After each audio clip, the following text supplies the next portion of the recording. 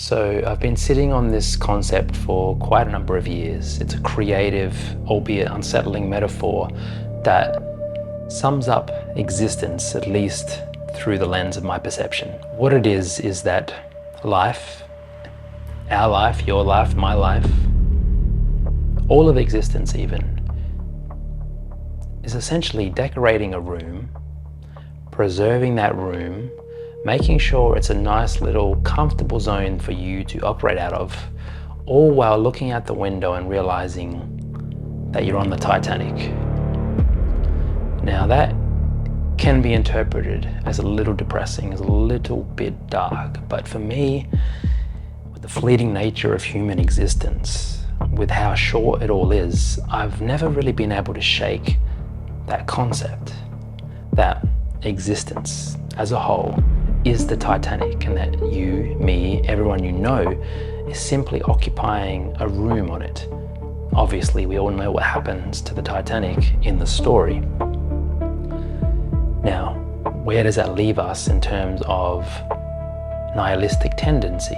If it's all going to come to an end, if it's all pointless, if it's all just going to sink, what's the point of anything? Why should you do anything? Why should you be focused? Why should you be a good person? Why should you try to maintain a professional standing? Why should you start a business? Why should you love? They're all relevant questions.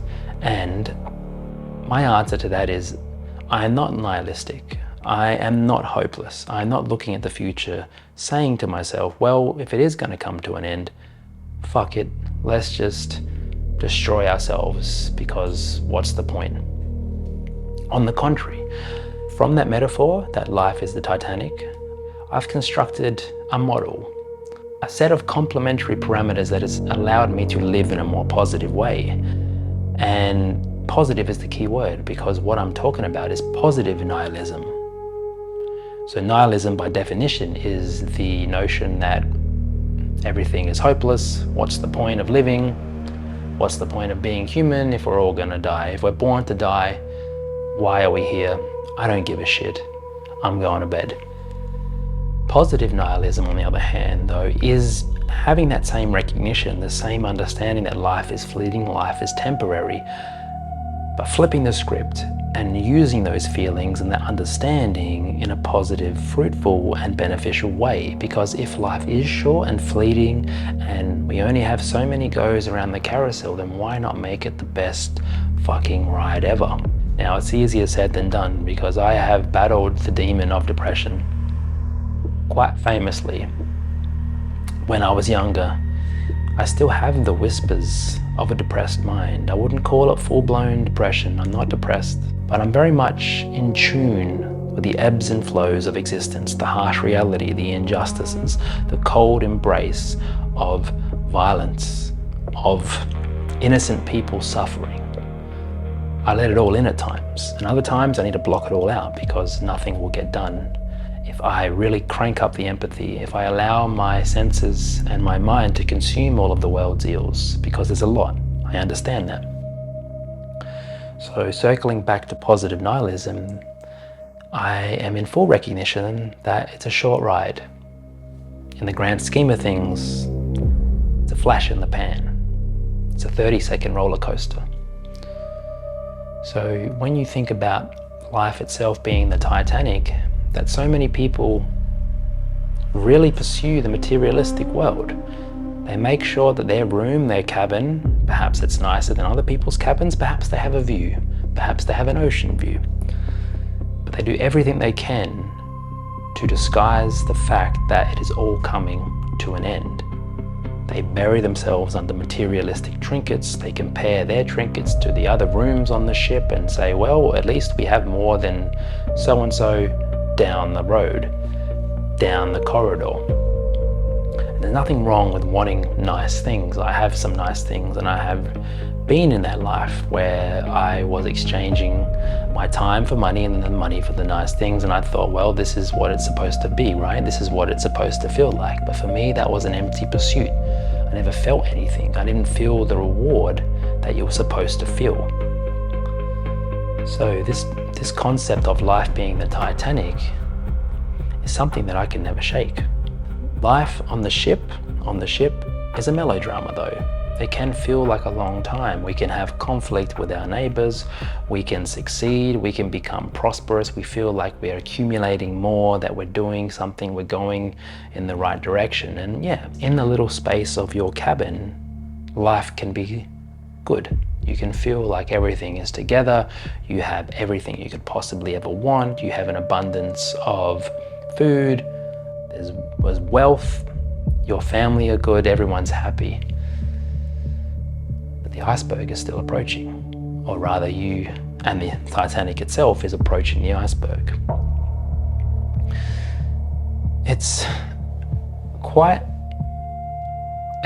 the picture to paint, I must admit. But I thought about this 10 years ago where I saw so many people, without judging of course, I'm not a judgmental person. I saw so many people clamoring and sacrificing everything, sacrificing time with their family, sacrificing their health, sacrificing the time available to them to do other things, perhaps more memorable things, in exchange for filling up their cabin with stuff. But this is where the old adage of you can't take it with you really applies if we're on the Titanic. We know we're going to sink, and some people, I'd hate to say it, fall off before the iceberg is even there. Life can be cruel, life can be abruptly cut short. They could slip and fall off the side if I'm going to continue the metaphor. So overall, what I'm saying is that if life is that Titanic ship where we know it's coming to a disastrous end, because let's face it, dying is the biggest disaster you can possibly face, we should embrace that fact. We should look abroad and say, yeah, I know it's coming to an end, so instead of really trying to focus on this little cabin of mine, how about I speak to my neighbor?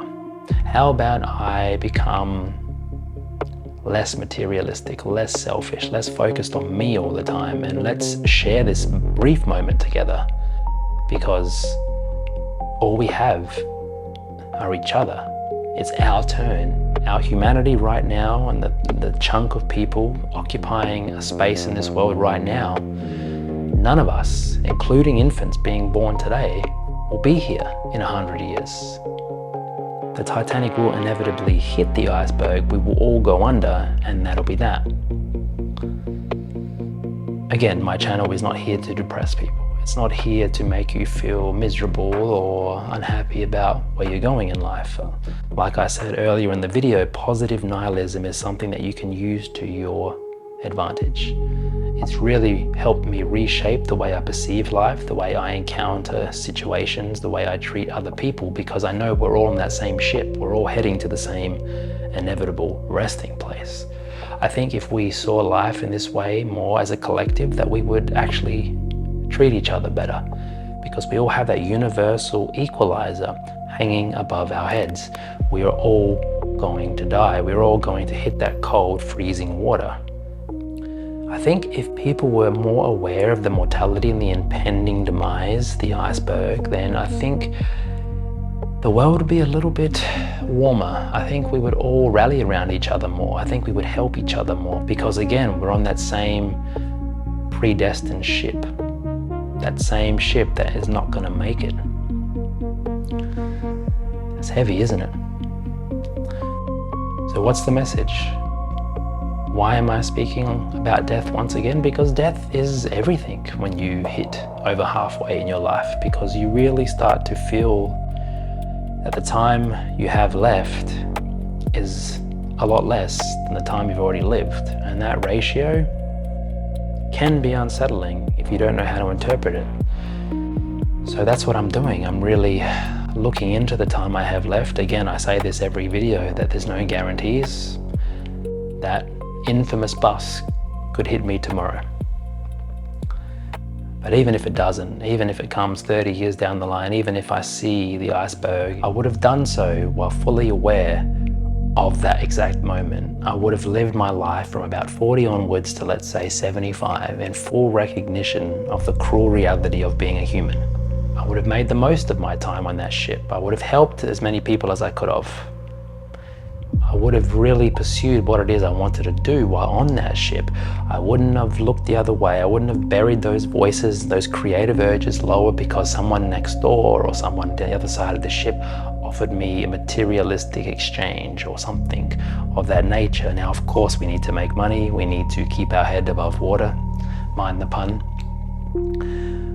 But I would have looked out of my window and said, well, at 41, there's no excuses now not to live in a certain way, because you only have perhaps 30, 35 more summers, 35 more Christmases. You can't waste the time you have left. This ship, the infamous Titanic, it is going to crash. It is going to sink with you and everyone you know on it. And I'm sorry to say, I'm sorry to remind you, but that's you, your family, your kids, your friends, your partner, your wife, your husband. We're all on that ship right now. Really makes you think, doesn't it?